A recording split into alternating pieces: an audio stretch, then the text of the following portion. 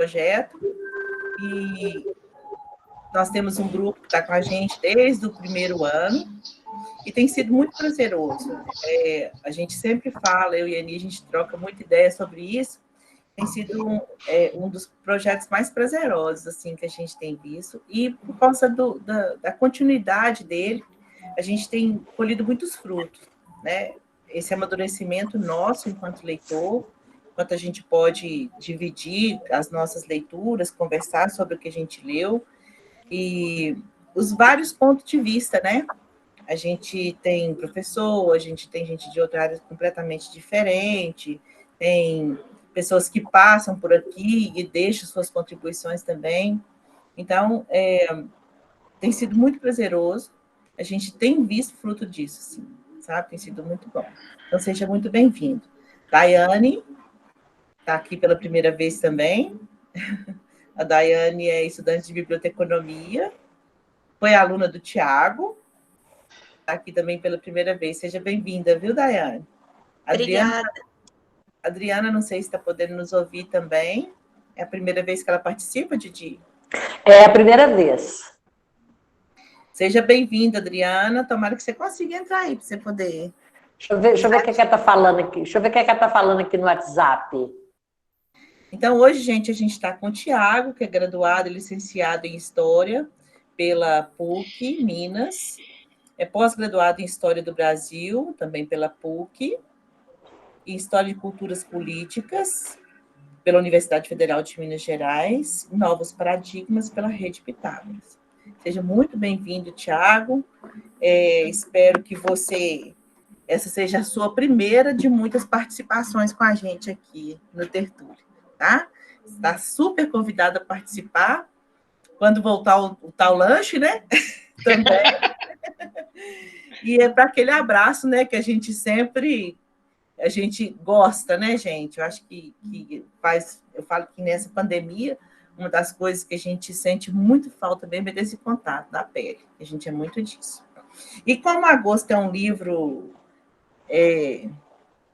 não é triste, mas é muito real, né? Assim, muito atual, como a gente estava falando, meio duro também da gente ver, ler, ouvir.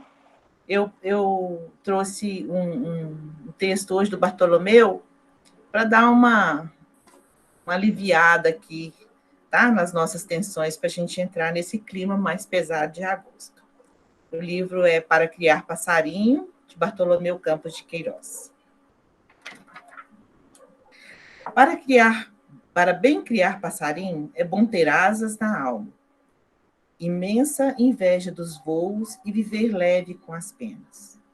Isso se consegue descobrindo a alegria de possuir um céu aberto como a casa e ter como caminho a distância do nascente ao crepúsculo, sempre. Para bem criar passarinho, é necessário ter o corpo capaz de escutar o silêncio das pedras, o som do vento nas folhas, o ruído de soluços preso em garganta.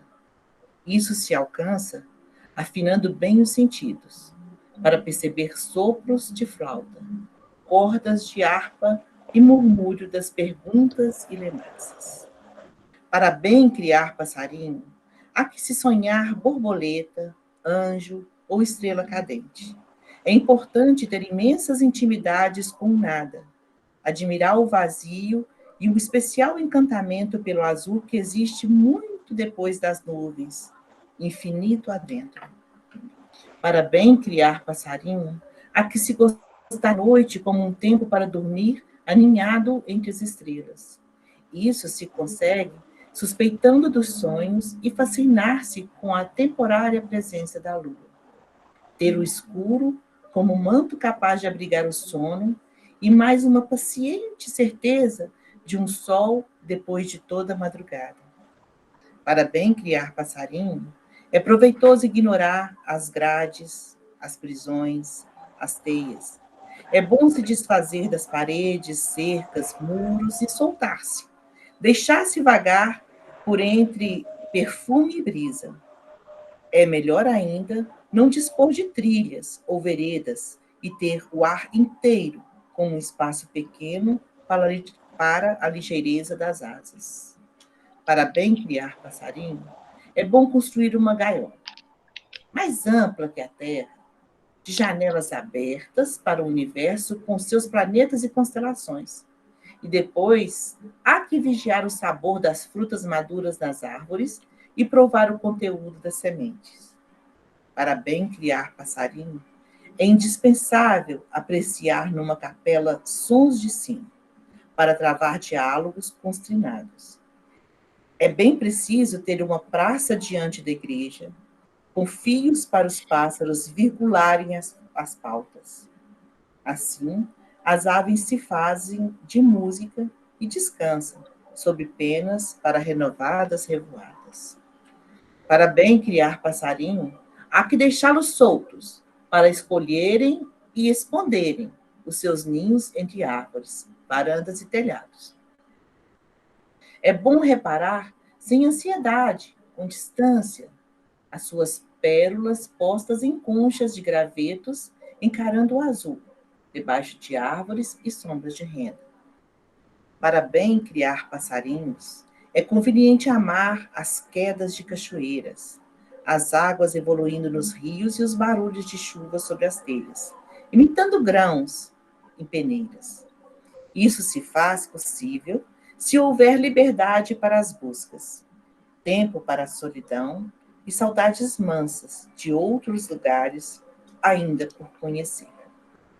Para bem criar passarinho, é necessário prender o universo, dos mares ao firmamento, em uma gaiola, respirando azul infinito por todos os lados.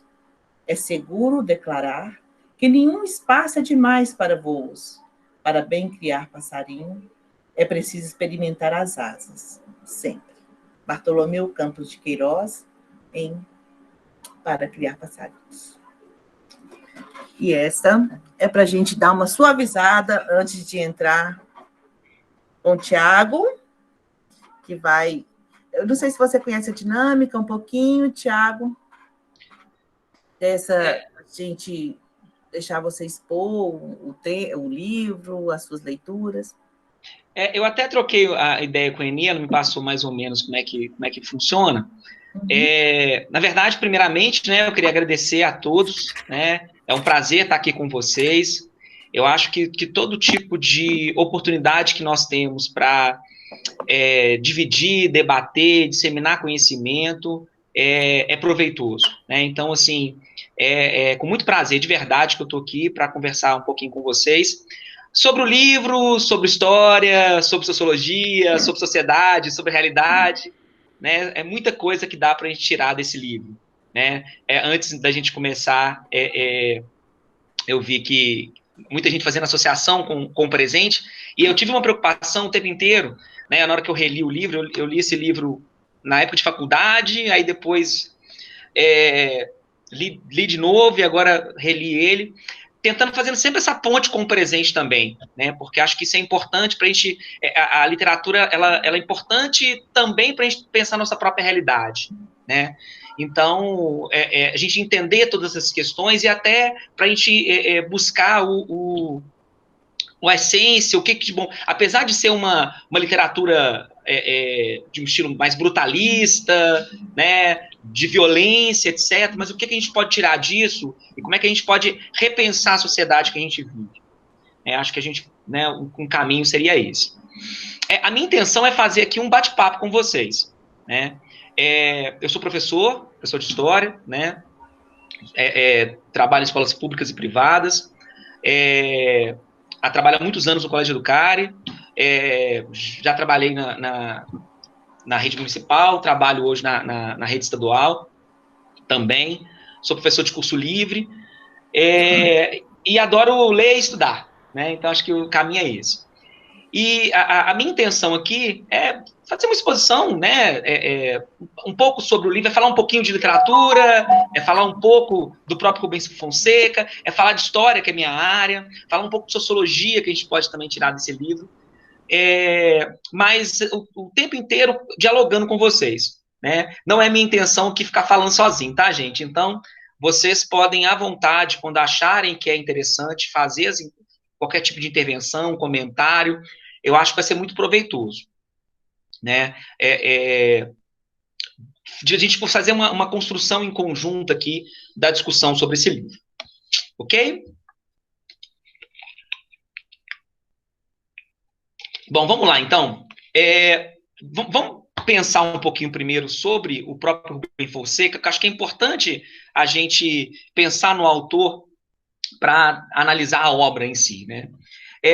O Rubem Fonseca, ele é mineiro, né? Mas morou por pouco tempo aqui em Minas, é de Juiz de Fora. Vai para o Rio de Janeiro, né? Onde ele vai, né, passar ali boa parte da sua vida.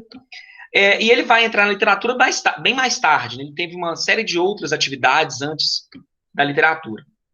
E uma atividade interessante, e é algo que nos faz pensar um pouco dentro do livro, é que o próprio Rubem Fonseca foi comissário de polícia. Ele teve uma carreira policial, né? Ele entrou para a polícia em 52, então muito próximo desse período que está sendo relatado no livro, e ele viveu muito dessa realidade da polícia ali do Rio de Janeiro, né? Então, muito provavelmente, dos personagens fictícios que existem no livro, são pessoas de que ele se baseou, de gente que conviveu com ele, trabalhou com ele, né, ou mistura de personagens, de figuras reais, vamos dizer assim.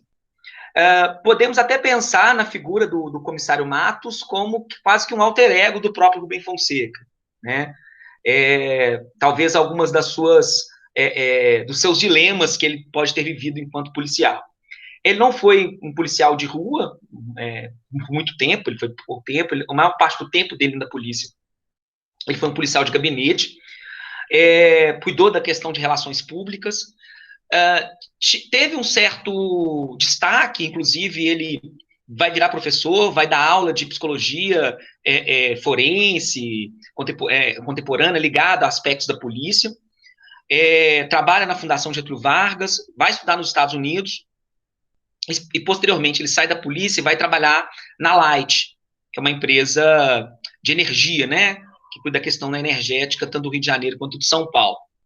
Que, inclusive, por causa dessa questão da Light, por ele não citar essa questão no livro, inclusive, é que ele recebeu duras críticas de alguns varguistas, vamos dizer assim, ou herdeiros do varguismo, por ele ter...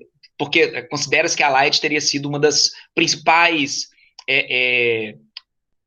grupos que pressionaram ali o Vargas e que levam ao suicídio dele, né? O Rubem Fonseca, ele tem um estilo de narrativa que a gente fala de que é brutalista, né? Então ele tem uma linguagem muito forte, e essa linguagem dele é uma linguagem marcada pela violência, uma questão do erotismo muito forte também. Uma vez perguntaram para ele se ele não se incomodava de usar essa linguagem que ele usa, os palavrões, aquilo que ele usava. Eu falei assim, olha, não, isso aqui é literatura, a gente tem que falar como as coisas são, né? Se eu estivesse escrevendo um livro infantil, eu me preocupava com isso, mas não é um livro infantil, né? Então, ele tentava reproduzir um pouco, né, da realidade que se vive no dia a dia, daquilo que ele quer contar, né? Da história que ele se interessa a contar. E a gente vê muito nos livros dele, no Agosto, isso é muito presente, a questão do cosmopolismo, né? Da cidade grande, né? O Rio de Janeiro. E essa é uma das marcas dele enquanto escritor, isso está muito claro em Agosto, né? Agosto, que é um livro muito conhecido, né? O Rubem Fonseca recebeu vários prêmios, não só por Agosto, pelo conjunto de sua obra, né? E no caso de Agosto especificamente, então entrando aqui mais especificamente no livro, nós temos uma construção que pessoalmente acho extremamente interessante, é que ele vai construir um romance histórico, né? Ou seja, ele vai pegar um pano de fundo histórico e vai trabalhar esses aspectos históricos com detalhes, mas é óbvio que a gente tem que ter sempre um cuidado, né? Quando a gente analisa um documento, ele tem ali um olhar de quem escreve. Então, assim, muita gente me pergunta assim, nossa, mas aquilo que está em Agosto foi daquele jeito mesmo que aconteceu? Não necessariamente. Né? Você tem uma vivência daquele momento muito, muito forte ali. A gente percebe uma riqueza de detalhes muito interessante. Mas isso tem um olhar dele. E todo o olhar é parcial. Né? Todos nós somos parciais. Né? Querendo ou não querendo. Né? No decorrer do livro, o Rubem Fonseca tenta apresentar o comissário Matos como sendo uma figura imparcial. A gente tem uma passagem do livro que demonstra isso, né, quando o Rosalvo, melhor dizendo, né, que trabalha com ele, vai perguntar para ele se ele é lacerdista ou varguista. E ele desconversa, ele não quer saber. Só que depois a gente vê no decorrer do livro que ele gostava do Vargas. Né? Ele tinha um varguismo meio escondido ali, né? E que talvez seja ali também um pouco do próprio Rubem Fonseca. Né? Apesar dele ter rompido com o varguismo, né? Ele caminhou para o lado liberal no decorrer, né, da sua vida, principalmente quando ele vai para a Light. Né? Mas a grande questão é essa. Há um pano de fundo histórico e há um pano de fundo muito agitado. Né? É um período muito agitado da nossa história. Nós podemos dizer que o momento em que o livro relata, né, não só o ano de 1954, mas aquele período que vai de 1946 a 1964, foi o primeiro período da nossa história que nós poderíamos dizer que existia algum tipo de democracia no Brasil. É óbvio que havia muitas questões ali que precisavam ser aparadas, né? Ainda era uma democracia populista, né? Onde se utilizava-se uma linguagem muito mais emocional do que racional, né? Através para conquistar a massa popular, uma massa popular ainda com muitos problemas educacionais. Se nós sabemos que hoje nós temos ainda muitos problemas educacionais, vocês imaginam, então, nas décadas de 40, 50 e 60. Só que é um período em que a gente teve uma liberdade partidária, a gente teve uma disputa ideológica, e que muito provavelmente, se esse modelo democrático tivesse avançado, nós hoje talvez teríamos uma ideia de democracia mais enraizada. Né? Só que nós somos uma sociedade muito marcada por golpes. Né? Os golpes estão na essência da política brasileira, e golpes sempre promovidos por uma elite, né? Onde o povo participa pouco. Mas vale a atenção chamar que esse período específico é um período em que essas disputas estavam permeadas por desejos golpistas muito antes do golpe de 64 acontecer. Então, aquilo que aconteceu em 64, tá, na verdade, ele já havia sido, talvez tramado não seja a palavra, mas ele já havia sido pensado muito antes, inclusive antes do governo Vargas, do segundo governo Vargas, que é esse governo do qual o Rubem Fonseca trabalha. E por falar em Getúlio Vargas, eu acho que antes da gente entrar no processo, né, do que o livro trata, que é esse agosto, né, de 1954, precisa a gente entender e pensar um pouquinho quem que é esse Vargas. Né? Porque a figura do Vargas, gente, ela é uma figura mutante, um camaleão, assim. Né?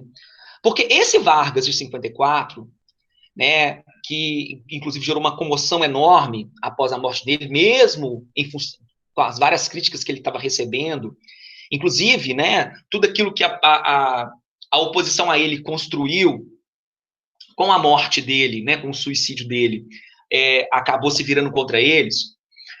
Mas esse Vargas, ele não era o mesmo Vargas que a gente ouve falar lá dos anos 30. Então, acho importante a gente tentar pensar, mesmo que rapidamente, esses dois momentos aí, né, em que Vargas governa o Brasil. Né? Então, Getúlio Vargas, ele governou o Brasil inicialmente de 1930 a 1945 e depois voltou em 1951 como presidente eleito. Nesse período de 30 a 45, ele chega ao poder através de um movimento armado que derruba o presidente Washington Luiz, que, na minha visão, é um golpe, é mais um golpe, mas o povo costuma chamar de Revolução de 30, que para mim não tem nada de revolução. Né? Uma revolução, a gente tem uma transformação profunda de base, a gente está pensando em gente que está fora da estrutura de poder e toma o poder. E, na verdade, o Getúlio Vargas sempre esteve junto àquelas oligarquias da chamada Primeira República.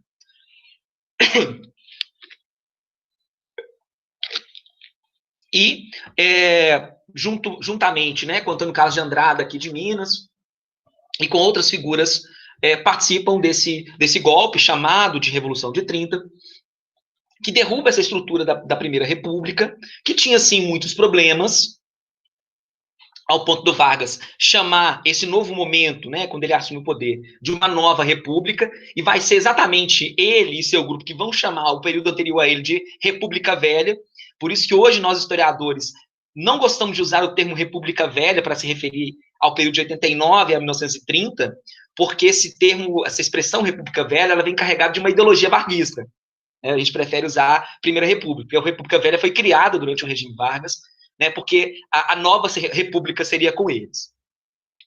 Bom, nós temos 4 anos de um governo provisório, um longo governo provisório, que dizia-se necessário, né, para poder organizar ali o país, depois de tantos anos daquela Primeira República. E esses 4 primeiros anos, né, a gente já percebia uma faceta autoritária de Getúlio Vargas. Né, ele governava por decreto, fechou todas as assembleias legislativas do país, desde o Congresso Nacional às assembleias municipais. Depois, diante de uma forte pressão, principalmente dos paulistas que tinham perdido o poder, né, na chamada Revolução Constitucionalista, ele acaba convocando uma Assembleia Constituinte, né, que vai ser promulgada no ano de 1934, era a nossa segunda Constituição republicana, a terceira do Brasil, a segunda republicana, uma Constituição democrática, mas que tinha ali os dedinhos do Vargas ali, no controle, na participação, e o Vargas acaba sendo reeleito, tá?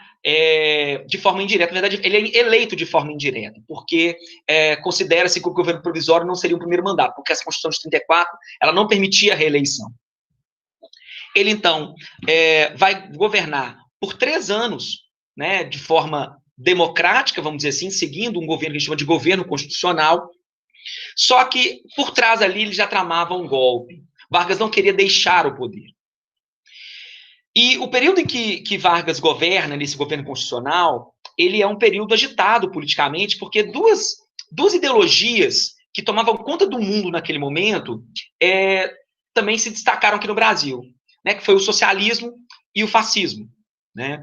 E surgiu 2 grupos, a Ação Integralista Brasileira, a AIB, fascista, e a ANL, a Aliança Nacional Libertadora, que era, assim, ele congregava grupos de esquerda, como socialistas, comunistas, mas tinha também social-democratas e alguns liberais progressistas. Então, eu costumo dizer que a ANL ela era muito mais antifascista do que necessariamente uma ação comunista, mas ela teve forte participação do Luiz Carlos Prestes, né, que era o presidente do PCB no Brasil, tinha vindo da Rússia, e tinha convencido lá na União Soviética, melhor dizendo, que o Brasil estava próximo para dar um golpe, né, para acontecer um golpe comunista. Não sei de onde ele tirou isso, o Brasil nunca esteve próximo de qualquer coisa semelhante a isso, mas o Prestes conseguiu convencer a galera lá, mandaram, inclusive, uma agente deles com ele, a Olga, né, os dois, inclusive, se apaixonam.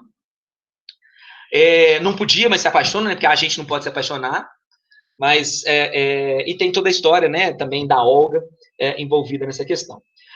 Eles vão armar uma tentativa de derrubada do governo Vargas, uma coisa muito mal feita, na verdade, que nasceria nos quartéis com militares comunistas, dá tudo errado, né, o governo Vargas, inclusive, vai apelidar de intentona comunista, só que, apesar do negócio ter dado tudo errado, serviu muito para o Vargas. Por quê? Porque ele vai construir, e a imprensa vai ajudá-lo muito nisso, no medo comunista. Um sentimento ele vai construir um sentimento anticomunista muito forte no Brasil, dizendo que a qualquer momento um golpe comunista podia acontecer no Brasil e que ele precisava combater esse comunismo. Né? Então, é importante a gente ressaltar isso, importante, porque tem algumas pessoas que hoje confundem muito os conceitos e tendem a falar que o Vargas era comunista. Gente, é uma coisa absolutamente absurda, porque ele, inclusive, perseguiu os comunistas. Né? Ou seja, associa-se o trabalhismo varguista ao comunismo e são coisas diferentes. Tudo bem que, num determinado momento, os comunistas deram apoio a Vargas, mas porque os comunistas entendiam que os liberais eram um inimigo maior para eles. Né? Aproveitando desse medo anticomunista, Vargas vai dar um golpe. Em 1938, né, inclusive apresentando um plano falso, chamado Plano Cohen, um suposto plano comunista, né, que tinha intenção de matar personagens públicos, inclusive o próprio Getúlio Vargas. Era um plano falso, né? Ele nunca existiu de verdade, tal agente Cohen nunca existiu, e foi apresentado, inclusive, pelo general Olímpio Mourão Filho, que é, inclusive, um dos generais que conduzem o golpe militar lá em 64, posteriormente. Olímpio Mourão Filho, como marechal. Muito bem. O golpe foi dado e inicia-se o chamado Estado Novo, que é o período da ditadura Vargas.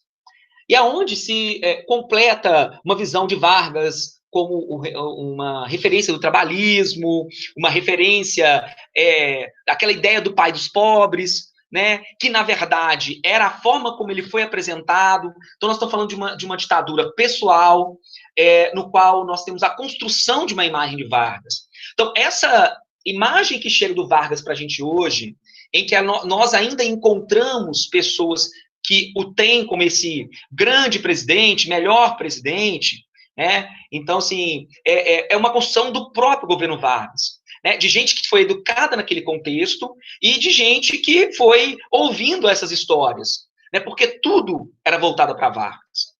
Só que Vargas, gente, faz uma ditadura sanguinária, né? O Vargas tortura, né? O governo dele, né? Tortura, mata, persegue, né? Foi algo assim, alguns especialistas falam, inclusive, de uma ditadura eugenista mesmo, né, de combate a determinados grupos. Para vocês terem uma ideia, a gente fala tanto de campos de concentração na Alemanha, aqui no Brasil tinha campos de concentração, sabe, durante o governo Vargas.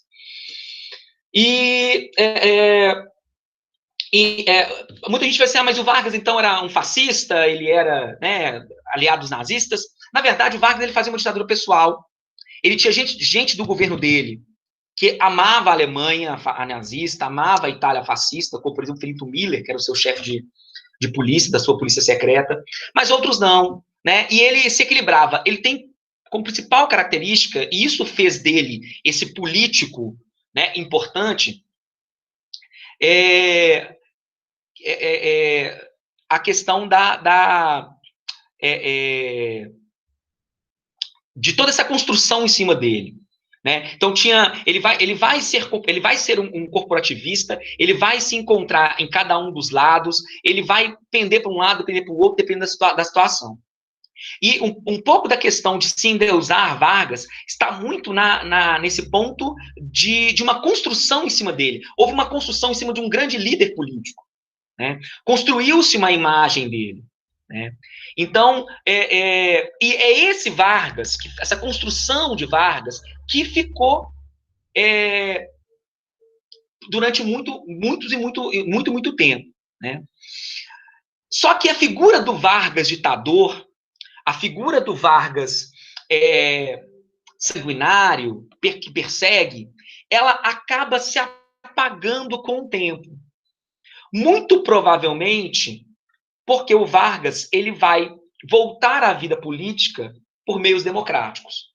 Né? Então, o que vai acontecer? 1945, Segunda Guerra Mundial, o governo brasileiro, convencido pelos Estados Unidos, né, os Estados Unidos vão financiar a construção da CSN, né, há uma política americana em várias aqui nações da América Latina para que os países aqui da América declarassem guerra à Alemanha. Havia um medo muito grande de que a Alemanha pudesse ter bases aqui na América Latina.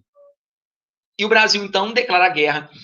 A Alemanha, inclusive, vai mandar soldados né? A gente tem versões que falam que a participação brasileira ela foi importante na guerra, eles protegeram Monte Castelo. Nós temos algumas versões que falam que as tropas brasileiras não fizeram nada demais, né? Eu tendo a ficar no meio termo. Elas não foram nem tão importantes como falam, mas absolutamente negar que teve uma participação também não acho correto, não. A grande questão é que, terminada a guerra, passada, né, a guerra, o que acontece? A guerra foi o quê? Foi a vitória, e assim que se via no mundo ocidental, né, foi a vitória das democracias contra a ditadura, das democracias contra o fascismo. Como é que o Brasil sustentaria, então, ainda uma ditadura? Então, há uma pressão ainda mais forte sobre Vargas. O Vargas, como ele era muito habilidoso politicamente, ele vai tentar se salvar, né, tentar terminar o seu mandato saindo bem na fita, vamos dizer assim. Então, ele inicia um processo de redemocratização, quando ele vai liberar a existência de partidos, porque os partidos políticos eram proibidos no Brasil durante o Estado Novo. Então, ele libera a existência dos partidos, ele convoca eleições, só que naquele momento, a ala militar, muito incomodada com o Vargas, com o apoio de uma ala liberal, acabam pressionando, e o Vargas, então, é obrigado a renunciar. Na verdade, ele sofreu um golpe, né, ele foi derrubado, né, mas esse derrubado foi através de uma renúncia, ele foi forçado a renunciar. Quando o Vargas sai do poder, o Brasil entra nesse novo momento, nesse período que a gente chama de período populista no Brasil, né? Que é esse período democrático. Nós temos a eleição de Eurico Gaspar Dutra como o primeiro presidente pós-Vargas. O Dutra, ele se candidata pelo PSD, tá? Nesse momento, nós temos 4 importantes partidos no país. Nós temos dois partidos que têm uma essência varguista, tá? Que é o PTB, criado pelo Vargas, Partido Trabalhista Brasileiro, que hoje ele perdeu toda a sua essência trabalhista, a verdade é essa. Quando a gente pega os quadros que estão ali no PTB, a gente vê que, pelo menos nas principais lideranças, né, isso está um pouco fora de foco. O PSD, que é um partido que não existe mais, existe um PSD hoje, que foi criado pelo Kassab, mas não tem nada a ver com esse PSD dessa época, que eram 2 partidos de origem varguista.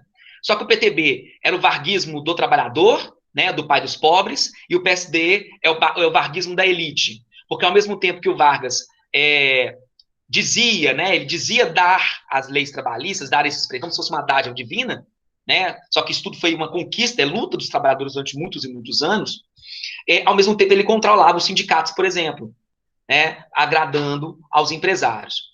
Então, você tem esses dois importantes partidos que, durante todo esse período populista, né, 46, 64, eles vão dar quase todo o tempo juntos. E nós tínhamos um partido antivarguista, a UDN, né, que é bastante falado no livro, né, porque uma das principais lideranças da UDN era o Carlos Lacerda. E, nesse momento, nós temos também o PCB sendo autorizado por muito pouco tempo, né, o Partido Comunista Brasileiro, que tinha como principal referência o Luiz Carlos Prestes, que inclusive nessa época foi eleito senador. Bom, nós temos então esse contexto, o Eurico Gaspar Dutra assume como presidente da República, Getúlio Vargas vai ser eleito senador da República, nessa eleição pós-Estado Novo, juntamente com Luiz Carlos Prestes, né, nós temos algumas figuras aí da nossa história que estão presentes nesse meio todo. É um período que Jorge Amado foi eleito deputado também. Muito bem. O governo Dutra, ele não vai ser um bom governo, no sentido de que o Dutra se atrapalha muito na sua política econômica. Ele vai ser eleito com apoio de Vargas, mas ele se afasta da política econômica de Vargas, que era uma política nacionalista. Ele ele se aproxima das ideias da UDN, né, das ideias liberais. Ele promove uma política econômica livre-cambista, mas isso desorganiza a economia brasileira, o Brasil entra numa crise tremenda. Então, o governo Dutra, o Vargas, inclusive, nesse meio tempo, ele se afasta do governo Dutra, e o Dutra tem muita dificuldade, né, ele termina o seu mandato como presidente extremamente impopular, e o Vargas se apresenta como um novo candidato. Então, Vargas se candidata a presidente da República nas eleições de 1950. São eleições no qual, de novo, né, nós temos como os principais disputas, vamos dizer assim, o Vargas, que se candidata pelo PTB. Apesar do Vargas, tanto o PTB como o PSD fossem partidos varguistas, o partido no qual o Vargas se apresentava, ou seja, que ele dizia do qual ele fazia parte, era o PTB. Inclusive, durante as eleições de 1950, o PSD fez uma jogada. O Vargas se candidatou pelo PTB e o brigadeiro Eduardo Gomes se candidatou pela UDN, que é esse partido de varguista, esse partido liberal. O brigadeiro Eduardo Gomes, que candidatava pela segunda vez. Ele havia se candidatado também contra o Dutra e tinha perdido. Tá? Inclusive, o nome do docinho brigadeiro tem muito a ver com o brigadeiro Eduardo Gomes, tá, gente? Algumas senhoras faziam uns docinhos e pediam para você votar no brigadeiro. E nessa eleição de 1950, curiosamente, o PSD entrou com um candidato diferente, que foi o Cristiano Machado, mineiro Cristiano Machado. Só que, na verdade, o Cristiano Machado não recebeu nem apoio do próprio PSD. O PSD em peso, apoiou Vargas. E o Vargas vai ser eleito com 48% dos votos nas eleições de 1950. Quando isso acontece, para os representantes da UDN, isso foi um baque. Eles não conseguiam acreditar que aquele cara, aquele ditador, que tinha feito aquilo tudo no país, que eles tinham lutado para derrubar o camarada, voltava democraticamente ao poder. Para eles era inaceitável isso. E vão tentar dar um golpe naquele momento, inclusive vão buscar apoio entre os militares para tentar dar um golpe. E vão usar o argumento de que o Vargas não tinha sido eleito com a maioria dos votos. Só que a Constituição de 46 não dizia nada a respeito disso. Ela dizia assim, aquele que tivesse a maior parte, a maior porcentagem de votos levava, não existia segundo turno. Então, acaba que essa tentativa de golpe da UDN não dá certo, e o Vargas, então, assume como presidente da República. E, assim, então, a gente tem que pensar que logo quando o Vargas assume, já é um momento extremamente agitado. A oposição não aceitava absolutamente que o Vargas tinha sido eleito. Para eles, tinha sido um tapa na cara a eleição do Vargas. Eles não conseguiam acreditar que aquilo era possível, diante de tudo que tinha acontecido no período anterior. Bom, e o Vargas começa o governo em 51 e vai retomar um pouco do seu modelo que ele já havia desenvolvido lá nos anos do seu primeiro governo, nos anos 40, num modelo ali nacional desenvolvimentista, ele era um presidente que defendia a intervenção do Estado na economia, favorável a que setores estratégicos da economia estivessem nas mãos do Estado, apoiando, criando empresas estatais, tudo isso. Tiago, deixa eu te interromper um pouquinho. Pois não, Aninha. Eu vou ter que sair, vou dar tchau para vocês. Tá, joia. Não esquece de falar bastante, viu, gente? Não deixa o Tiago falar muito, não, que ele é professor, senão ele vai falar 2 horas seguidas. O professor fala muito. Um abraço para vocês, depois eu vejo a gravação. Obrigado, viu, Tiago? Tá, joia, um abraço. Tchau. Muito bem, gente. E aí, nós temos essa... Então, ele retoma, a questão desse processo e tal. Só que ele precisava fazer alguns investimentos, vai gastar muito, e cria-se uma crise inflacionária no Brasil. Isso gera uma crise muito grande no país. E essa crise está muito associada também pelos interesses de Vargas contra alguns interesses internacionais, como, por exemplo, toda a sua campanha, na verdade, o apoio dele, à campanha do Petróleo é Nosso, que vinha se desenvolvendo há algum tempo e que ali em 1953 ela vai se concretizar com a criação da Petrobras, e algumas outras tentativas, como, por exemplo, a tentativa de criação da Eletrobras, o controle da remessa de lucros, o que gera uma insatisfação muito grande nos Estados Unidos, e empresas ligadas aos Estados Unidos e aos liberais. Então, esse contexto é o pano de fundo para aquilo que vai acontecer em 1954. Então, quando a gente entra no ano de 1954, nós estamos falando de um momento extremamente agitado, né, em que nós temos como principal figura, né, de oposição ao Getúlio Vargas o Carlos Lacerda. Então, a gente consegue perceber muito fortemente, claramente, no livro isso é ressaltado algumas vezes, que nós temos ali uma dicotomia, né? Nós temos uma polaridade entre os varguistas e os lacerdistas, né?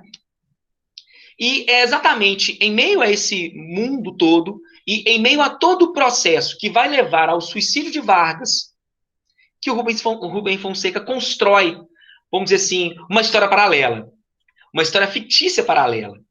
Né? Então, assim, e essas duas histórias, elas vão ocorrendo de forma concomitante. Em alguns momentos, elas vão se misturando. Né? Então, é nesse contexto que nós temos o comissário Matos, que se depara com um crime, né? Um assassinato, de que ele vai ter que se envolver ali diretamente, buscando, né, descobrir o que aconteceu, né? E em alguns momentos esse assassinato ele se mistura, né? Ao ponto, por exemplo, de num determinado momento o comissário Matos desconfiar, né, que o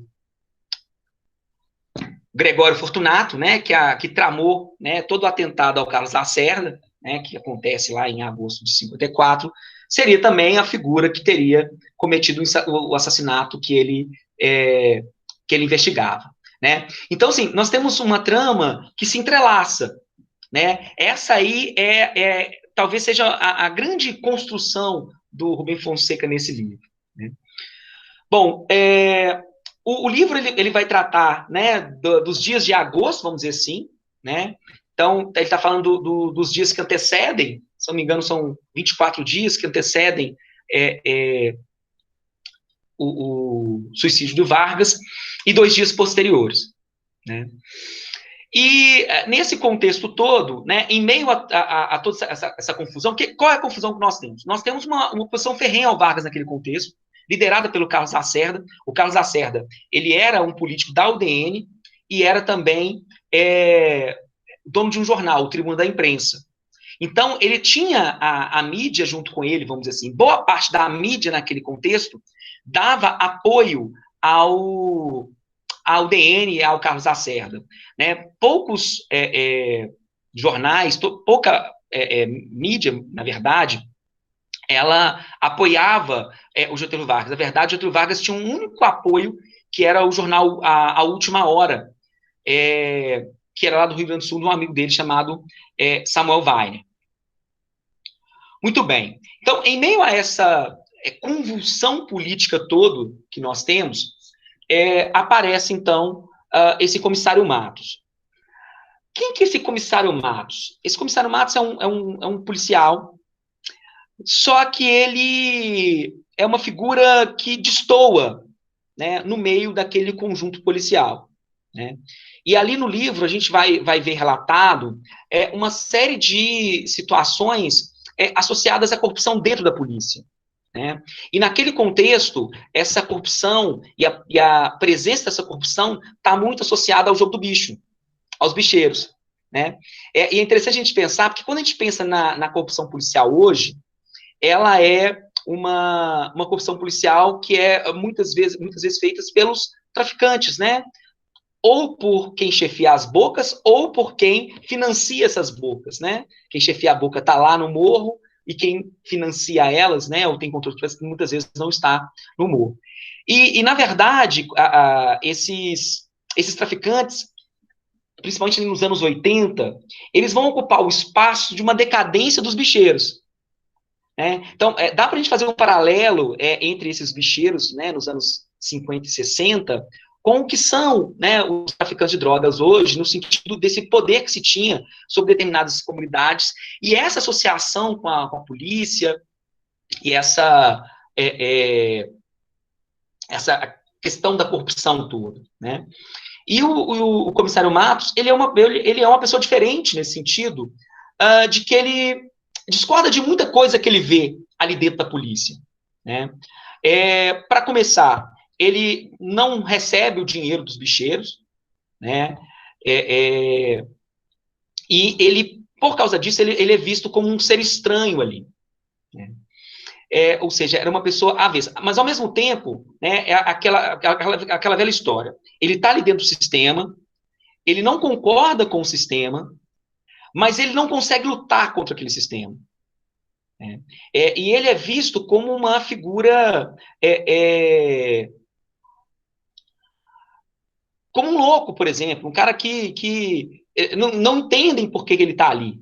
Né?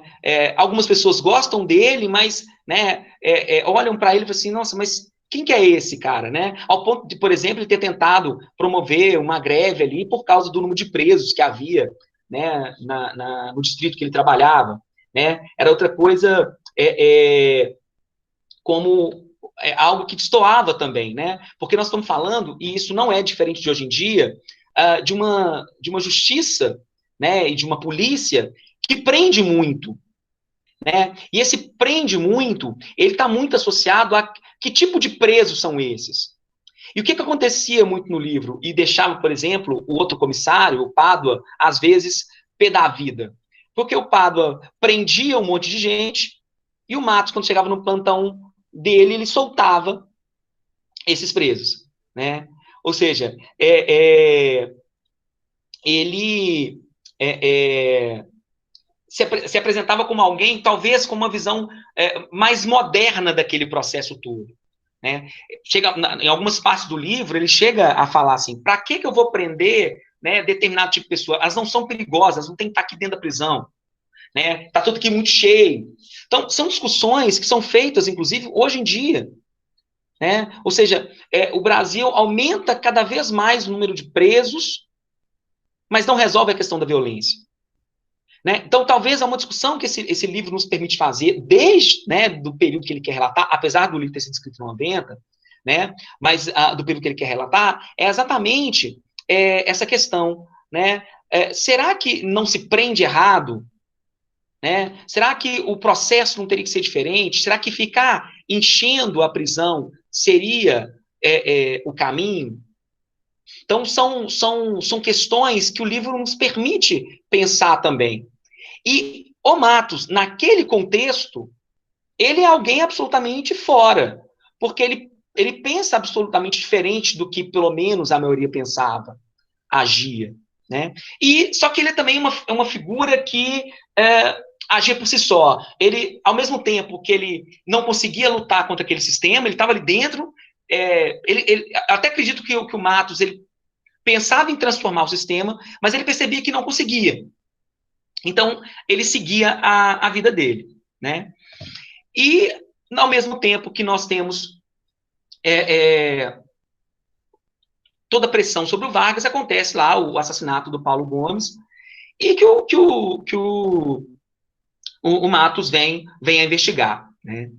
E, em meio a esse processo de investigação, nós somos apresentados a todo um meandro político marcado, né, pela corrupção, né, marcado por relações promíscuas, sejam elas relações promíscuas relacionadas à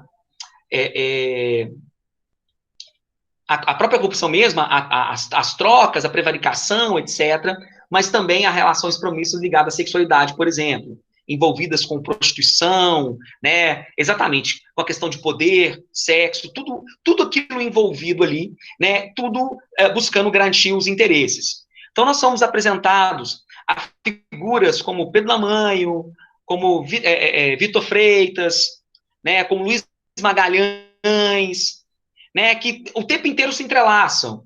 Né, o Luiz Magalhães, que era casado com a Salete, que era apaixonada com o Matos, o Lamanho, né, que era casado com a Alice, né, ex-namorado do Matos, que também era, ao mesmo tempo, amante da Luciana Aguiar, esposa do Paulo Gomes Aguiar, que foi assassinado.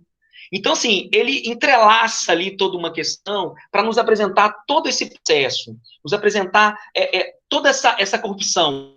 Então, ele tem uma intenção de fazer uma denúncia da corrupção policial, mas, ao mesmo tempo, ele nos mostra que essa corrupção policial ela está inserida de todo um contexto de corrupção. Eu tendo a acreditar, e eu fiz algumas leituras que apresentam isso dessa forma também, que o Rubem Fonseca, ele meio que tenta, talvez a palavra não seja defender a polícia, mas dizer que o problema não era a polícia. O problema estava mais alto, estava no poder. Né? Ou seja, a corrupção policial seria fruto, né, de toda essa corrupção política já existente, fruto de todo esse processo entranhado no Brasil. Né? Nós somos uma população que tem uma base, nós somos construídos dentro da corrupção. Né?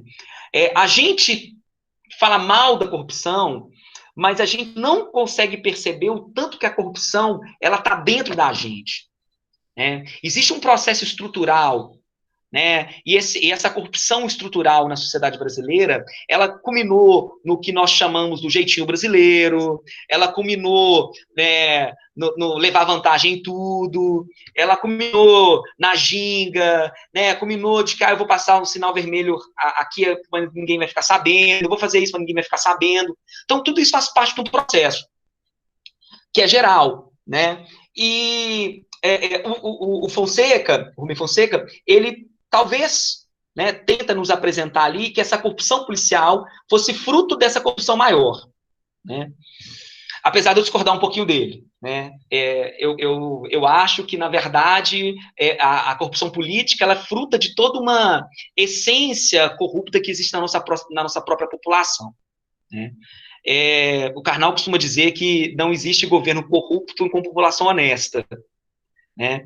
Então, apesar dele fazer essa suposta defesa, vamos dizer assim, né? Porque em algumas passagens do livro, isso inclusive fica claro para a gente, né? Porque eles pegam o dinheiro do bicheiro, porque só assim eles têm condição de comprar uma casa, comprar, né, um vestido novo para a filha no dia do aniversário. Ou seja, a corrupção seria uma forma de se completar o salário dos policiais, que não seriam lá bons salários, né? Talvez essa seja a visão que o Matos o Rubem Fonseca pode nos passar sobre essa questão. Muito bem. Thiago, Pois não. Agora que você já fez todo esse contexto, né? Foi muito rico para a gente, entrou direto no livro. A gente já está falando já das personagens. Então, eu gostaria de propor que as pessoas, assim, que tiver alguma questão, se quiser falar, você se incomoda desse de formato? Jeito nenhum, de jeito nenhum. Isso, porque está tendo alguns comentários no chat, mas fica difícil a gente acompanhar. Verdade. E, de repente, as pessoas deixarem de colocar lá, mas também interagir aqui. Pode ser, pessoal? Claro. Então, tá. Então, vamos tentar assim. De agora para frente, já entrou. Na hora que vocês quiserem falar, só ir no microfone. Podem ficar à vontade, isso mesmo.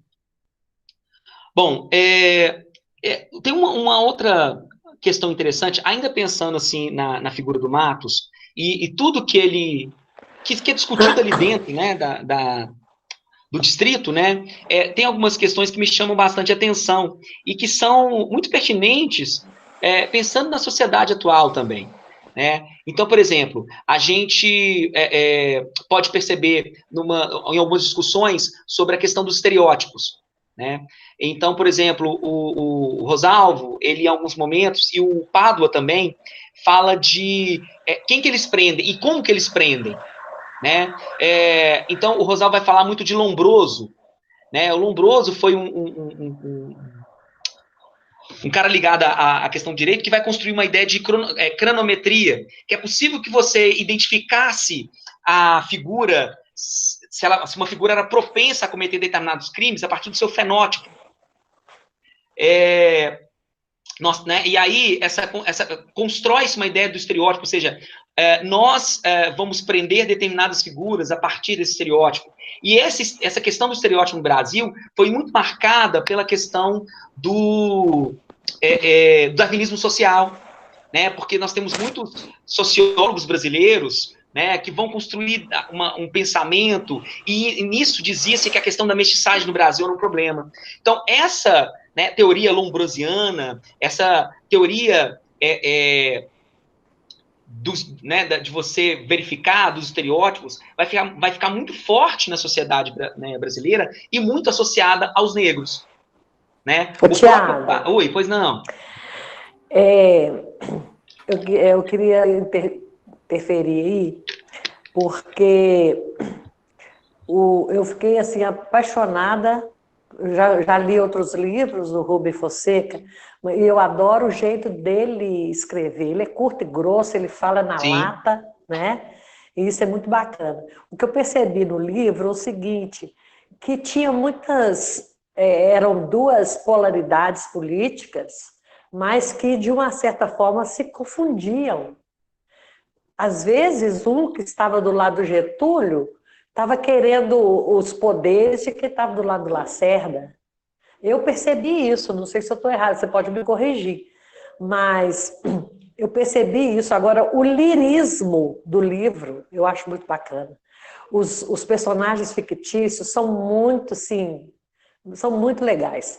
Por exemplo, ele deixa, por exemplo, a dúvida de caráter dos personagens para você distinguir, não, esse cara é bom, ah, não, esse cara aí vai pisar na bola, sabe? Eu achei essa jogada aí, eu achei muito interessante, eu gostei desse lirismo, aquela dor que o Matos tinha, né?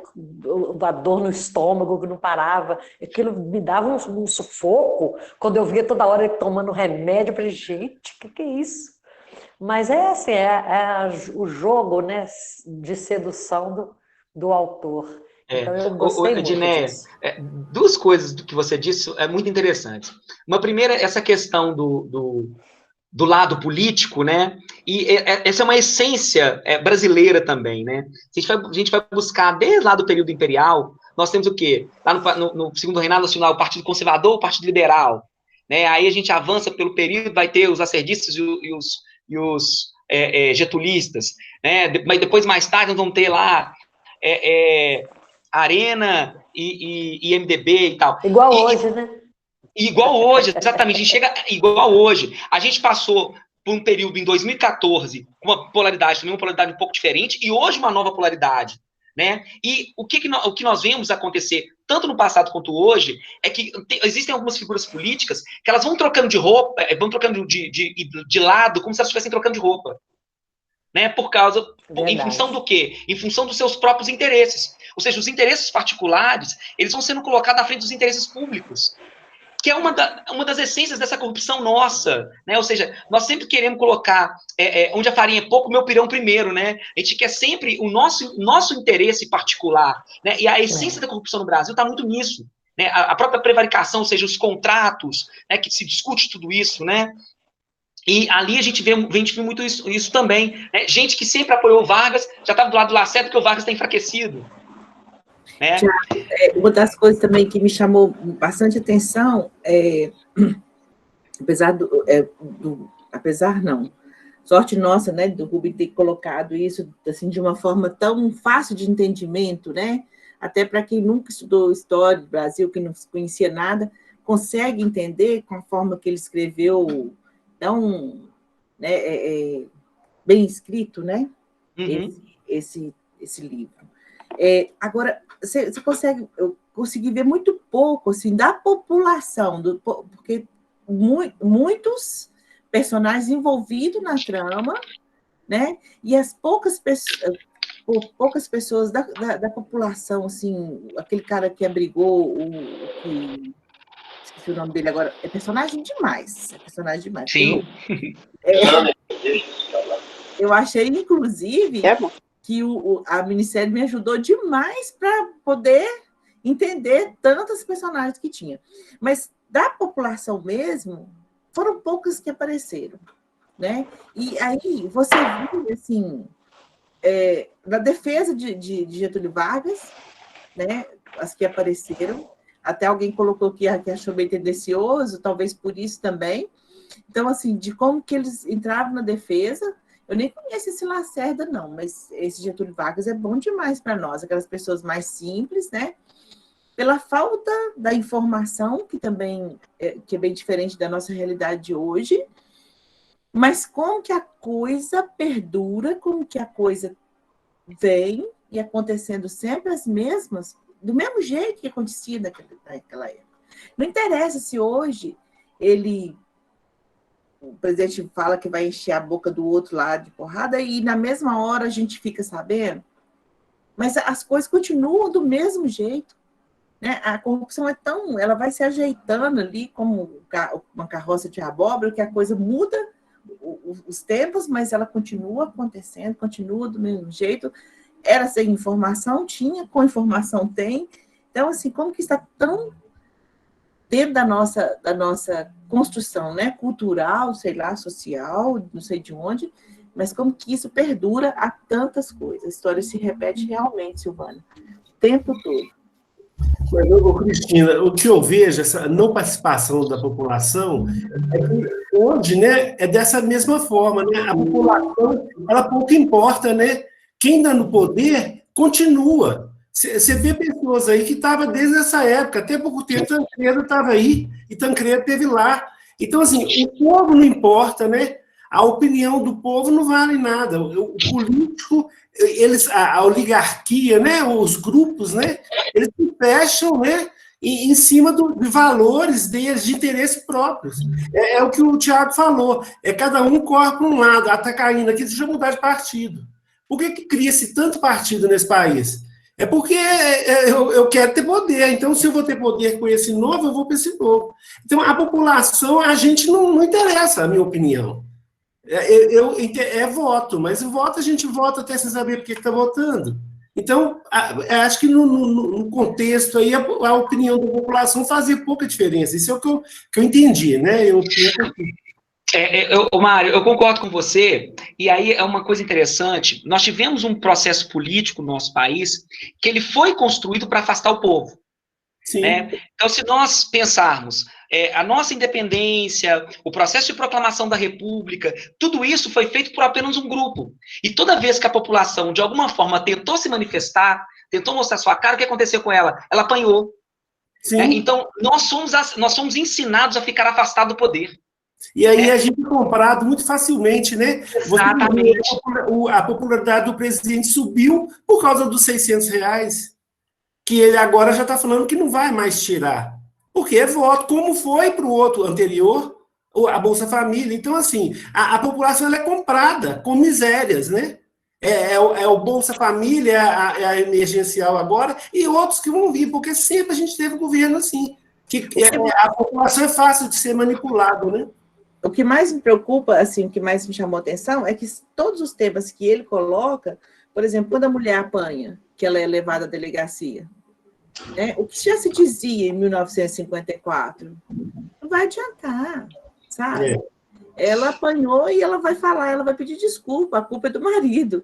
Você vê, passou quantos anos? 54 até agora, sabe? E a coisa é a mesma, assim, agora a gente vê uma questão de forma diferente, que eu tenho fé que vai mudar. Mas é tudo isso, né? Se repetindo. Uma outra questão também que a gente tem que lembrar que se repete agora é o poder da mídia, né? O Lacerda, ele é a representação da mídia, né? A mídia no poder. E hoje a gente tem isso de novo. Continua, né? A mídia continua com esse poder na mão. Tanto é que quando Cristina, acho que foi a Cristina que falou sobre o cara que abrigou um dos assassinos, né? Ele era uma pessoa simplória, né? Que não tinha a menor condição, discernimento de nada. Tanto é que ele sabia que o amigo, um padre, né? Tinha assassinado e deu abrigo para ele, assim mesmo. né? E aí, no entanto, ele encontra com uma senhora que era da mercearia lá, né? E numa conversa, ela o entrega, que ela era lacerdista. Então, assim, o povo, ele é representado em pequenas cenas, né? Nessa parte lá desse quando ele vai para o interior, né? E aquele casal que o pai, no início a gente acha que é o pai que matou o cara da oficina, né? E aí a gente vê isso, a gente vê como que o povo brasileiro é retratado, é um povo extremamente simplório, né? Manipulável. Ele não sabia nem quem era Lacerda, o que abrigou o ladrão, né? Ele não sabia quem era Lacerda. Ele só sabia que Getúlio era o presidente. Ponto. Só sabia disso, né? E uma coisa interessante com relação a isso, né, essa ideia da figura é tão interessante, e como que a gente tem, né, uma população que ela é manipulável, mas assim, eu tenho muito cuidado com isso, gente, porque a gente tende a colocar a culpa sempre no povo, né? A gente tende a falar assim, mas o povo não sabe votar, mas o povo não sabe escolher, mas o povo sempre escolhe os mesmos. Mas a grande questão, eu tendo a achar que a culpa não é do povo, gente. Na verdade, porque nós temos uma estrutura que não constrói uma consciência política nesse povo. Tudo bem que antes, quando você está passando fome, você realmente não consegue saber né, que partido que se isso vai ser bom para mim, ideologicamente, não dá conta. Né? Mas nós, essa questão desse afastamento do poder, né, por exemplo, o tema política, gente, ele está muito afastado das escolas. As escolas, desde muito pequeno, o assunto política, aí quando eu falo política, eu não estou falando de política partidária, eu estou falando de essência, estou falando de constituição, de relações políticas. Isso tinha que estar lá dentro mais, as pessoas tinham que saber mais sobre isso, tinha que discutir mais isso, tinha que estar mais preparados para isso, para a gente formar cidadãos mais preparados, menos manipuláveis. A população ela é manipulável, porque é uma população que passa fome, é uma população que não tem natação, que não tem educação adequada. E aí você vai ver cenas, figuras como, por exemplo, eu me lembro de conversar com pessoas muito simples na época da eleição, e enquanto o Lula era candidato, aquelas pessoas iam votar no Lula. Quando o Lula não podia mais ser candidato, para eles quem queria ser um candidato? O Bolsonaro. Aí você fala assim, nossa, mas como é que uma pessoa pode sair do Lula para o Bolsonaro? Gente, para eles é a imagem, é a construção da imagem. Né? Como isso é apresentado. Da mesma forma que isso foi construído no livro, né? O livro mostra essa construção, na verdade, foi construído historicamente. E o livro mostra essa construção, tanto em cima ali do Vargas, quanto do próprio Lacerda, né? Que estava, né, ali por trás de toda daquela oposição. Mas isso mostra para a gente muito claramente como que nós sempre fomos afastados de tudo isso. Nós, enquanto povo, fomos esquecidos. E a gente tem que ter um cuidado, principalmente as pessoas que têm algum acesso ao estudo, né, que fazem parte de uma classe média, eu vou chamar até de elite, porque nós fazemos, né, você vai pegar a maior parte da população, ela é muito pobre, né, então quando a gente olha para o mais pobre e fala assim, nossa, mas você não sabe votar?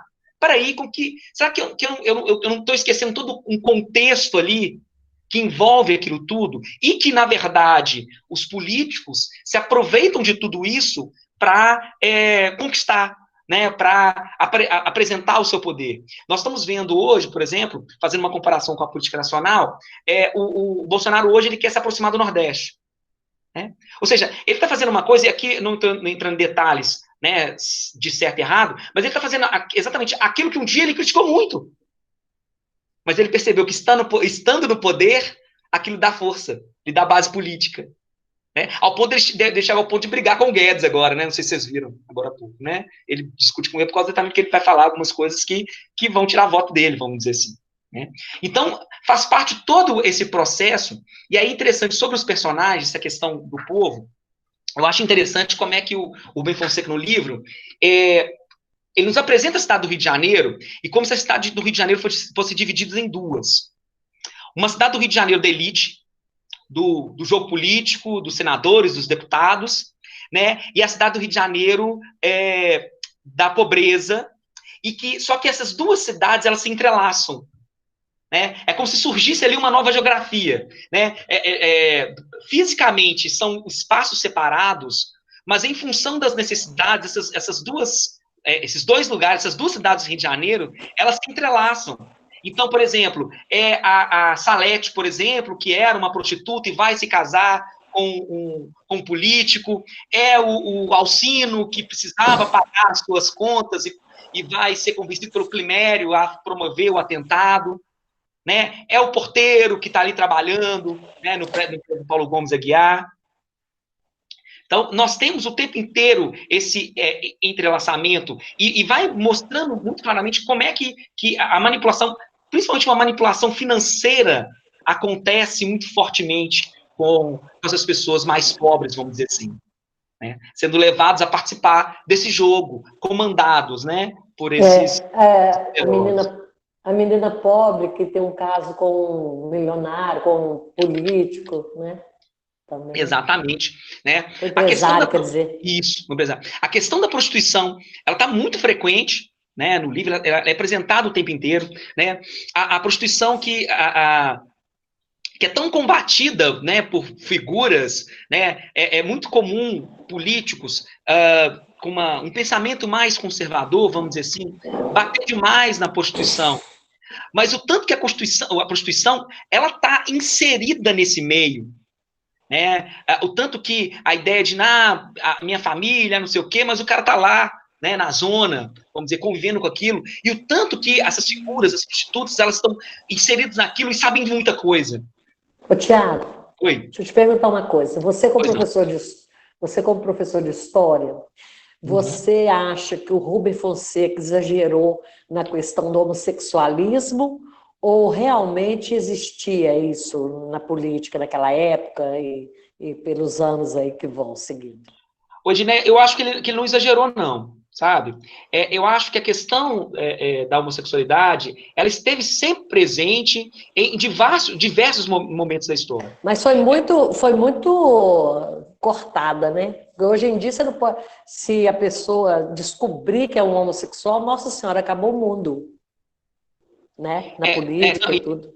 Isso, por isso que eles querem esconder. Exatamente. Na verdade, a gente está vivendo hoje um momento em que isso é até um pouco mais leve do que foi no passado, né? Muitos desses políticos, eles, e figuras públicas, na verdade, eles contratavam pessoas porque eles não podiam assumir essa questão. Porque a questão da homossexualidade, inclusive, ela estava no rol de doenças, né? Colocada como questão de doença, ou seja, você tinha que fazer tratamento. Então, assim, naquele contexto específico, isso era, inclusive, chacota, problema, você perder popularidade, né? Hoje ainda acontece, porque nós ainda temos uma sociedade que tem uma questão da homofobia, da transfobia muito forte ainda, está na nossa essência, as nossas hipocrisias, né? Ou seja, nós somos uma sociedade que mata muitos homossexuais, que mata muitos transexuais, ao mesmo tempo é o país que mais consome, um dos países que mais consome pornografia trans, né? Então, assim, isso sempre esteve presente. Os meios políticos, os meios policiais, em diversos setores da sociedade, isso sempre teve muito frequente, só que sempre muito abafado, né? O abafar sempre muito forte nisso aí. Ô, Tiago, aí a Didi até entrou na minha próxima participação aqui, seria sobre isso, né? Nosso tema do ano é literatura sem censura. Eu acho que esse livro, por vários motivos, né, ele seria censurado ou impedido de se ler na escola, né, por vários. Eu acho assim que a gente consegue listar vários temas dentro dele que colocaria, né, a questão do senador, né, da questão homossexual, né, do senador, da própria Salete, né, a própria corrupção dentro da polícia, alguém poderia estar nos impedindo de ter acesso a essa leitura em função disso. Então, assim, são vários. A própria linguagem, né, utilizada? A própria linguagem. Inclusive, sobre a linguagem, eu tinha até colocado aqui que você falou que ele escreve sempre assim, ele usa muito palavrão nos outros textos dele? Em muitos livros dele, ele trabalha muito com essa questão, né? Do palavrão, do abuso. Por causa do contexto dele ali, do roteiro mesmo. Dentro da polícia, dentro da política, né? Então, ele costuma usar mesmo essa linguagem dele. Outros livros dele, na verdade, os livros dele são muito urbanos, né? Eles são muito da investigação, né? Então, assim, isso faz parte, na verdade, são as duas coisas. Isso faz parte do contexto das tramas que ele elabora. Então, essa linguagem está muito presente nessas tramas, porque as tramas estão associadas a todo esse contexto. E acabam construindo, né, esse modelo, assim, né, de poder, sexualidade, essas coisas todas. E quando a gente fala de tudo isso, essa linguagem mais brutal, ela está sempre muito presente, né? Eu acho que ele acaba sendo, nesse sentido, né, poderia ser censurado, porque ele é extremamente descritivo, né, é narrativa, né, e ele está assim, é a realidade nua. Ele não faz rodeios para falar sobre a realidade, né, ele não faz metáfora, não tem essas coisas. Então, é uma linguagem extremamente direta, né, e até confunde a gente de tanta informação que a gente recebe, né, de tanto detalhe, enfiou a mão no bolso com um anel, tinha um dente de ouro, né, colocou um comprimido de Pepsamal na boca, mastigou. Então, esses detalhes descritivos que fazem com que a gente fique mais interessado, assim, no contexto, né, no romance e também na história, né? Eu achei interessante isso. No início eu fiquei meio perdida, assim, vou ter que anotar o nome dos personagens todos para depois eu conseguir fazer o link. Mas depois a gente vai acostumando com o jeito que ele fala, e a gente não está acostumado com isso. A gente está acostumado a ler literatura em que fala na primeira pessoa, né, que fala sobre sentimento, que fala sobre subjetividade. E o livro, ele é muito direto, né? Então, isso assusta a gente um pouco, né? Verdade. É bastante interessante como é que ele vai ligando os personagens também. Para mim, assim, um ponto alto do livro é quando ele consegue fazer o link, né, de todo o processo que está acontecendo com Vargas e do atentado ao Lacerda, né, com o caso do Paulo Gomes Aguiar, né, no ponto dele chegar a achar que era o Gregório Fortunato que estava envolvido nos dois crimes. Né? Então, assim, eu achei isso sensacional, que foi a ligação, né, entre as duas. Depois a gente sabe que isso se separa completamente, né? Mas como é que num momento do livro você chega a ser convencido de que o Gregório Fortunato está envolvido nos dois crimes mesmo, né? Ou seja, ele é aquele, né, como diz lá, o negão que chega, né, e que está envolvido lá com o Paulo Gomes e aquele negócio todo, né? Agora, as tramas das traições envolvidas também o tempo inteiro também é muito interessante, né?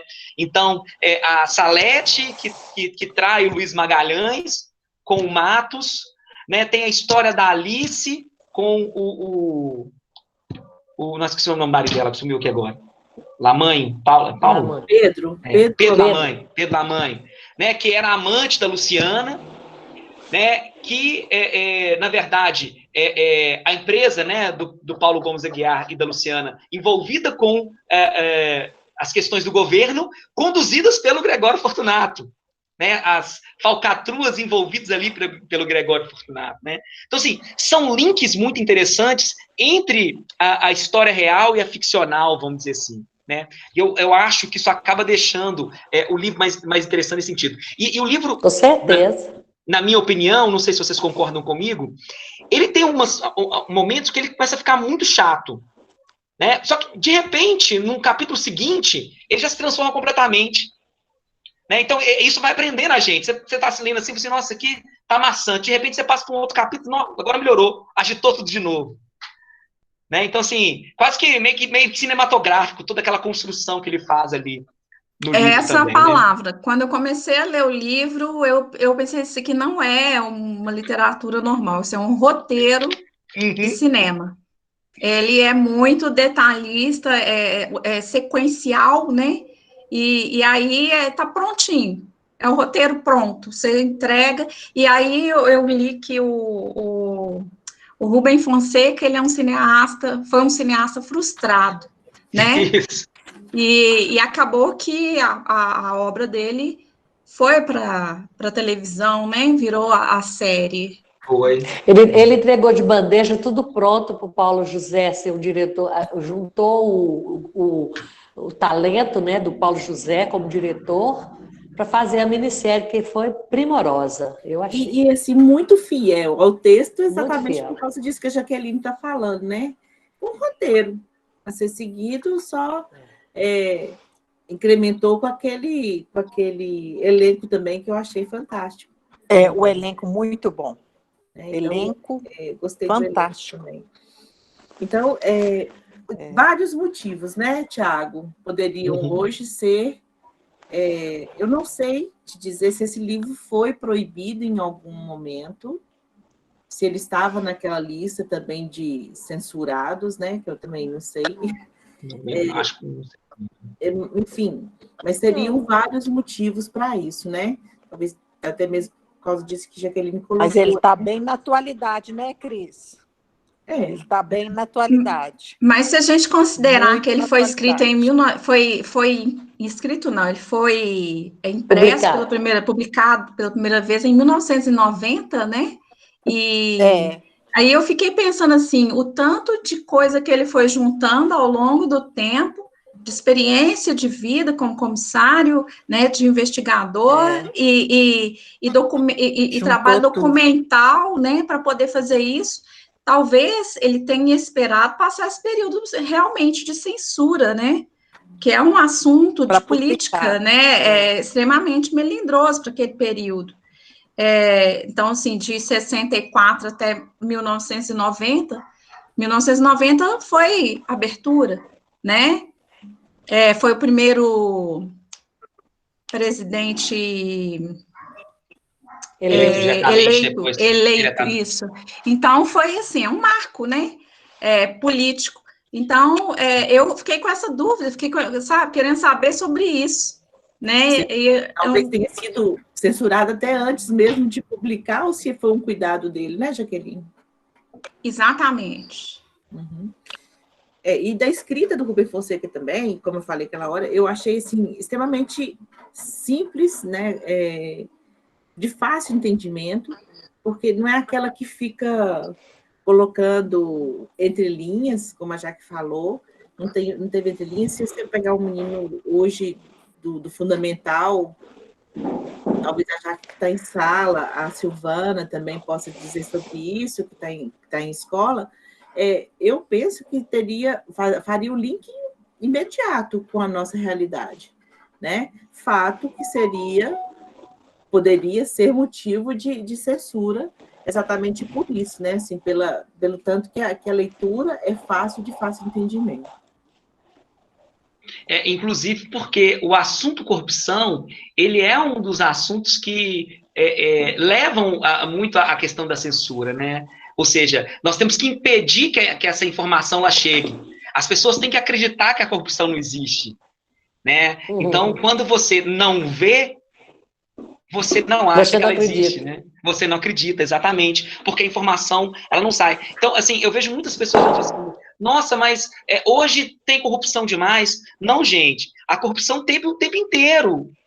A grande questão é que nós temos hoje uma imprensa livre, né? E a imprensa é muito importante nesse processo todo. Quando você tem censura, a informação ela não gira, né? A informação não chega, ela fica né, concentrada nas mãos de alguns.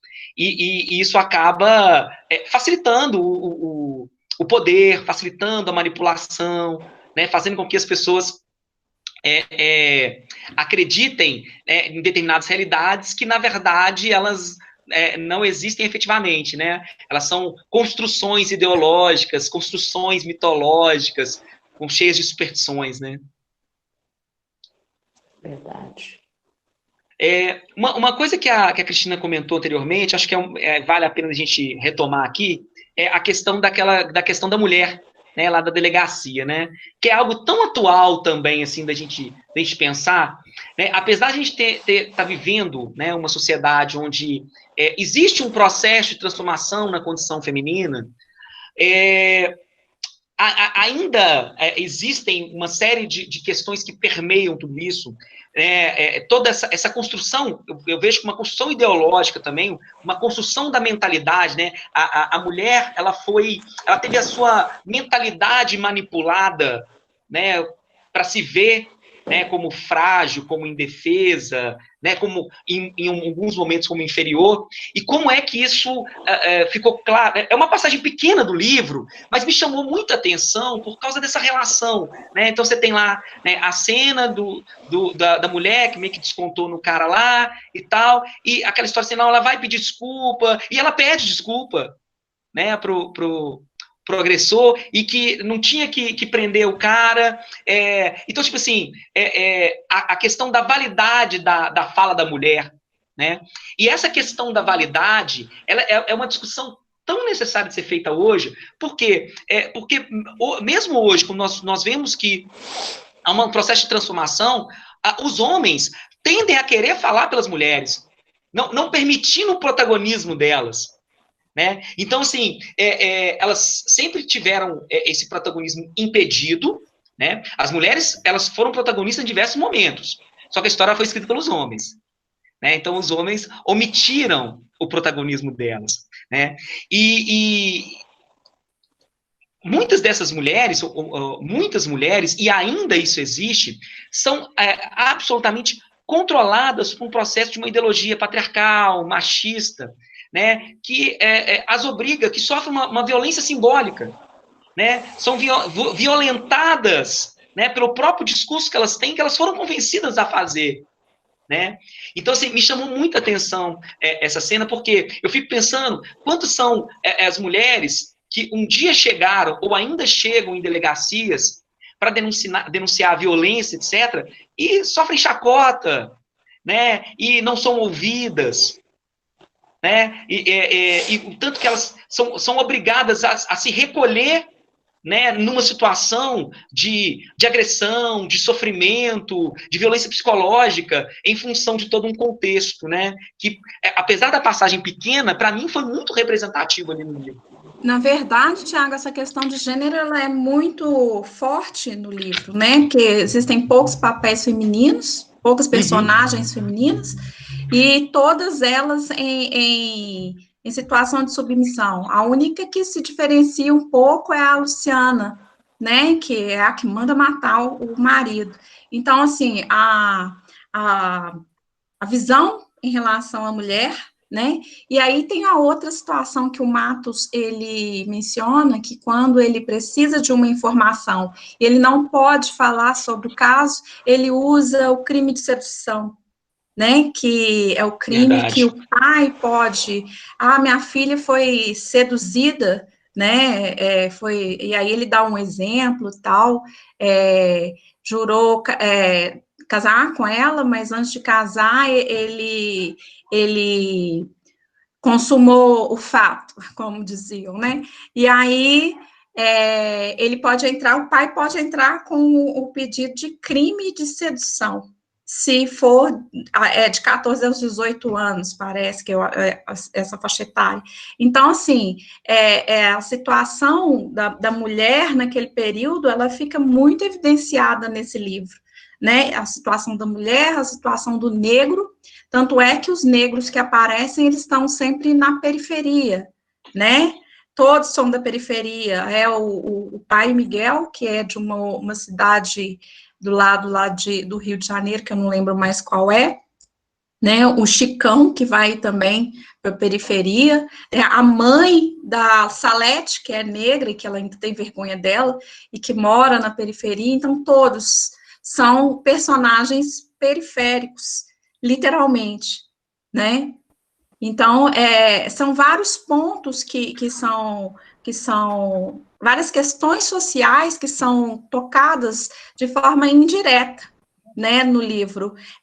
E a outra questão que eu queria colocar, que ficou muito marcada para mim, é o posicionamento do Matos político, posicionamento político que não aparece na fala e que ele tenta se eximir do discurso político, mas a ação dele é totalmente política, né? E aí, durante todo o livro, ele vai construindo um desenlace, né, que culmina numa reação, assim, né, explosiva dele. Então, isso, se fosse escrito naquele período de ditadura, seria perigoso, né?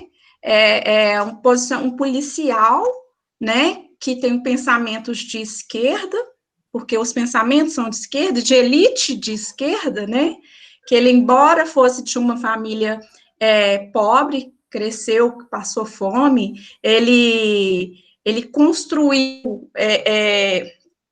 como é que eu posso dizer, alguma coisa assim, no sentido, ele tinha uma riqueza intelectual, né, maior do que dos outros, ele era mais interessado nesses assuntos do que os outros, mas ele não se posicionava na fala, mas na ação sim, né, então isso é um perigo, né? Essa situação é perigosa para quem está na ditadura, tendo em vista que na ditadura tudo que era feito, toda a mídia, tudo era superficial, então não podia ter nada denso, e ele era um personagem extremamente denso.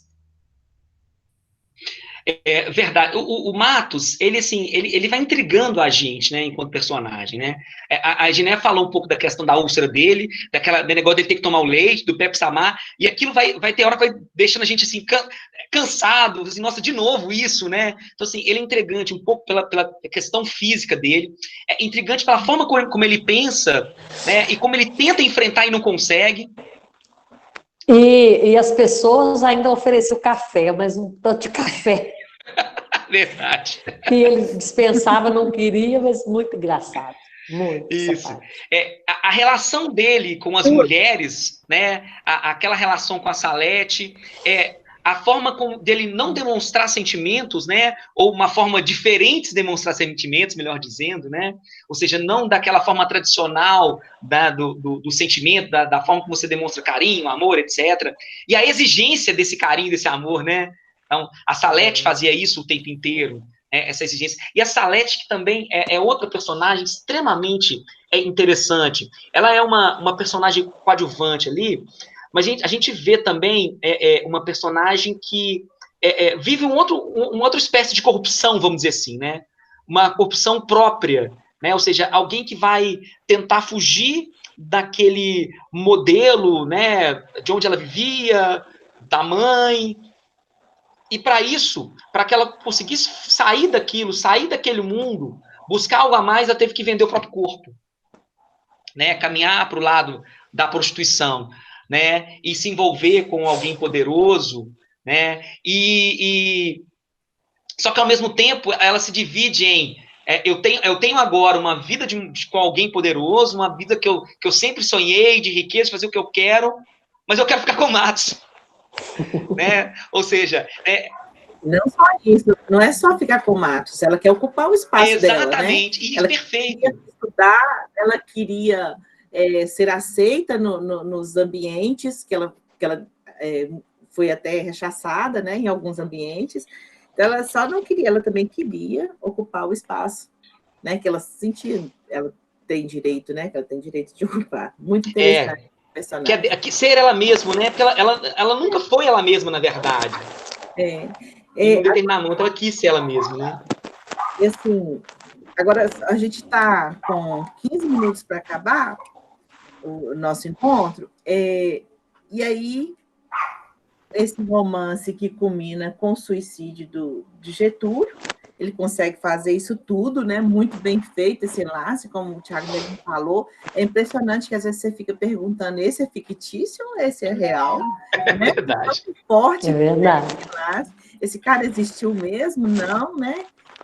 De tão bem, ele consegue fechar isso tão bem. E aí, no final, ainda, né, a gente vê o coitadinho do bicheiro pagou o pato, né?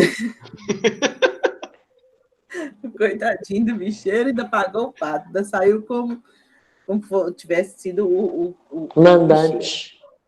Então, assim, a gente tem esses Vamos colocar 10 minutos, Tiago, para você fazer isso. E o verdadeiro assassino no Palácio do Catete. Por cima da... Ou na empresa... O verdadeiro assassino na empresa lá do Laminho, lá. Lamanho, né? É o Lamanho, Lamanho. né? É o Pedro. Não, o verdadeiro assassino era o segurança do mandante, né? O segurança, é. Também do Ou e Bandu, amante, né? E amante, né? Amante, e amante. Amante. Eu acho que tinha esse lance ali. Vale tudo, para ficar no poder, Alice valia tudo. também, um marido que eu acho que não queria saber de mulher. Sim. Né? Tava só interesse Parecia que todo mundo era chegado lá, né? Agora, eu tive o privilégio de ler o livro antes de assistir a minissérie. Então, quando eu assisti a minissérie, eu já sabia os personagens, já estava por dentro do livro todo, e tudo isso foi muito bom. Na minissérie, mostrou a Lúcia Veríssimo, esqueci o nome dela, como é que ela chamava? A mulher do Paulo.